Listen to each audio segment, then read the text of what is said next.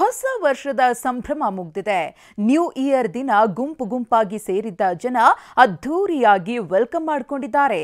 ಇದೇ ಜನಜಂಗುಳಿ ಕೊರೋನಾ ಸ್ಫೋಟಕ್ಕೆ ಕಾರಣವಾಗ್ತಿದ್ಯಾ ಅನ್ನೋ ಆತಂಕ ಎದುರಾಗಿದೆ. ನಿನ್ನೆ ಒಂದೇ ದಿನ ಬಂದಿರೋ ಕೇಸ್ಗಳು ಆತಂಕ ಹೆಚ್ಚಿಸಿದೆ. ಇದರ ನಡುವೆ ಸರ್ಕಾರ ಇವತ್ತು ಮೀಟಿಂಗ್ ಮಾಡಿದೆ.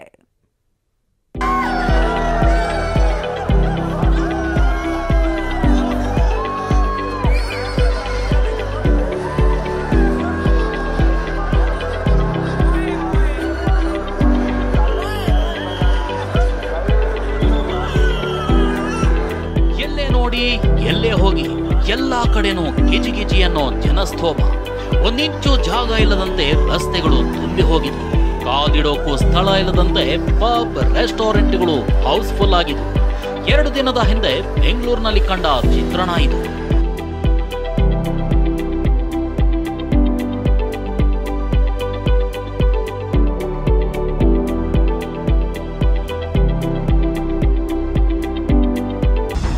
ನ್ಯೂ ಇಯರ್ ದಿನ ಮೈ ಮರೆತಿದ್ದ ಬೆಂಗಳೂರಿಗರು ಇನ್ನು ಅದೇ ಜೋಶ್ನಲ್ಲಿದ್ದಾರೆ. ಆದ್ರೆ ಕೊರೋನಾ ಮಾತ್ರ ಅಂಥವರನ್ನೇ ಹುಡುಕಿ ಅಟ್ಯಾಕ್ ಮಾಡ್ತಿದೆ.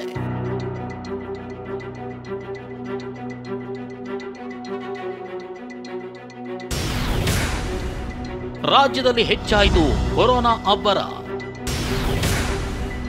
JN.1 ಹಾಟ್ಸ್ಪಾಟ್ ಆಗ್ತಿದೆ ಬೆಂಗಳೂರು. ಕೊರೋನಾ ಅಬ್ಬರ ಇಲ್ಲ, ಕೋವಿಡ್ ನ ಆರ್ಭಟ ಕಾಣ್ತಿಲ್ಲ. JN.1 ಅನ್ನೋದು ಅಷ್ಟು ಭಯಾನಕ ಅಲ್ಲ ಅಂತ ಜನ ಮೈ ಮರೀತಿದ್ದಾರೆ. ಆದ್ರೆ ಅದೇ ಉಪತಳಿ ದಿನದಿಂದ ದಿನಕ್ಕೆ ತನ್ನ ಸಾಮ್ರಾಜ್ಯವನ್ನ ಹೆಚ್ಚಿಸಿಕೊಳ್ತಾ ಇದೆ.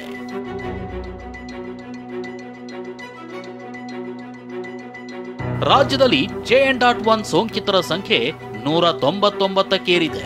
601 ಸ್ಯಾಂಪಲ್ಗಳ ಟೆಸ್ಟ್ ಮಾಡಲಾಗಿದ್ದು, ಈ ಪೈಕಿ ಇದುವರೆಗೂ 199 JN.1 ಉಪತಳಿ ಹೊಕ್ಕಿರೋದು ಗೊತ್ತಾಗಿದೆ. ರಾಜ್ಯದಲ್ಲಿ ವೇಗವಾಗಿ ಹರಡುತ್ತಿರೋ JN.1 ತಳಿ ಎಲ್ಲಾ ಜಿಲ್ಲೆಗೂ ವ್ಯಾಪಿಸುತ್ತಿದೆ. ಇನ್ನು ರಾಜ್ಯದಲ್ಲಿ ನೆನೆ ಒಂದೇ ದಿನ 296 ಮಂದಿಗೆ ಕೊರೋನಾ ಸೋಂಕು ಬಂದಿತ್ತು. ಈ ಪೈಕಿ ಬೆಂಗಳೂರಿನಲ್ಲೇ ನೆನೆ 131 ಮಂದಿಗೆ ಕೊರೋನಾ ಹೊಕ್ಕಿತ್ತು.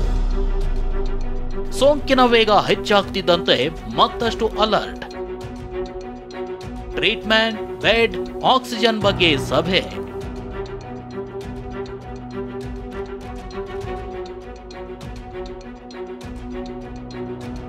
ಬೆಂಗಳೂರಿನಲ್ಲಿ ಕೊರೋನಾ ಏರುಗತಿ ಆಗ್ತಿದ್ದಂತೆ ಮತ್ತಷ್ಟು ಅಲರ್ಟ್ ಆಗಿರೋ ವೈದ್ಯಕೀಯ ಶಿಕ್ಷಣ ಸಚಿವ ಶರಣ್ ಪ್ರಕಾಶ್ ಪಾಟೀಲ್ ಇಂದು ಮುನ್ನೆಚ್ಚರಿಕೆ ಕುರಿತು ಸಭೆ ನಡೆಸಿದ್ರು. ಉನ್ನತ ಶಿಕ್ಷಣ ಸಚಿವ ಸುಧಾಕರ್, ಜಯದೇವ ಆಸ್ಪತ್ರೆ ನಿರ್ದೇಶಕ ಡಾಕ್ಟರ್ ಮಂಜುನಾಥ್ ಸೇರಿದಂತೆ ಹಲವರು ಸಭೆಯಲ್ಲಿದ್ರು. ಬೆಡ್ ವ್ಯವಸ್ಥೆ, ಮೆಡಿಸಿನ್ ಸಿದ್ಧತೆ ಕುರಿತು ಸಭೆಯಲ್ಲಿ ಸಮಗ್ರವಾಗಿ ಚರ್ಚಿಸಲಾಯಿತು. ಅಷ್ಟೇ ಅಲ್ಲ, ಎಲ್ಲಾ ಜಿಲ್ಲಾಸ್ಪತ್ರೆಗಳಲ್ಲಿ ಕೋವಿಡ್ಗೆ 50 ಬೆಡ್ ಮೀಸಲಿಡಲು ಸೂಚಿಸಲಾಗಿದೆ.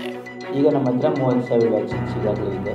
ಅದಲ್ಲದೆ ಎಲ್ಲಿ ಭಾಳ ಜನದಟ್ಟವಾಗಿರ್ತಕ್ಕಂಥ ಪ್ರದೇಶಗಳಲ್ಲಿ ಎಲ್ಲರೂ ಮಾಸ್ಕ್ ಹಾಕ್ಕೊಳ್ಳೋದು ಒಳ್ಳೆಯದು ಅಂತಕ್ಕಂಥ ಅಡ್ವೈಸರಿ ಈಗಾಗಲೇ ಸರ್ಕಾರದಿಂದ, ಆರೋಗ್ಯ ಇಲಾಖೆಯಿಂದ ಪ್ರಕಟಿಸಲಾಗಿದೆ. ಹಾಗಾಗಿ ಯಾರೂ ರಾಜ್ಯದಲ್ಲಿ ಆತಂಕ ಪಡಬೇಕಾಗಿರ್ತಕ್ಕಂಥ ಅವಶ್ಯಕತೆ ಇಲ್ಲ. ಆದರೆ ಎಚ್ಚರಿಕೆಯಿಂದ ಇರ್ತಕ್ಕಂಥದ್ದು ಒಳ್ಳೆಯದು ಅಂತಕ್ಕಂಥ ಉದ್ದೇಶದಿಂದ ಈ ಸಭೆಯನ್ನು ಕಂಡಕ್ಟ್ ಮಾಡಿದ್ದಾರೆ. ಕೊರೋನಾ ಜಮಾನ ಮುಗಿದು ಹೋಯಿತು ಅನ್ನೋವಾಗಲೇ JN.1 ಮೂಲಕ ರಾಜ್ಯವನ್ನೇ ವ್ಯಾಪಿಸುತ್ತಿದೆ. ಸರ್ಕಾರ ಚಿಕಿತ್ಸೆ ನೀಡಲು ತಯಾರಿ ಮಾಡಿದೆ ನಿಜ. ಆದ್ರೆ ಜನ ಕೂಡ ಸೋಂಕು ಬರದಂತೆ ಎಚ್ಚರಿಕೆ ವಹಿಸಬೇಕಿದೆ. ವಿನಯ್ ಕುಮಾರ್ ಕಾಶ್ಯಪ್ನವರ್, TV9 ಬೆಂಗಳೂರು.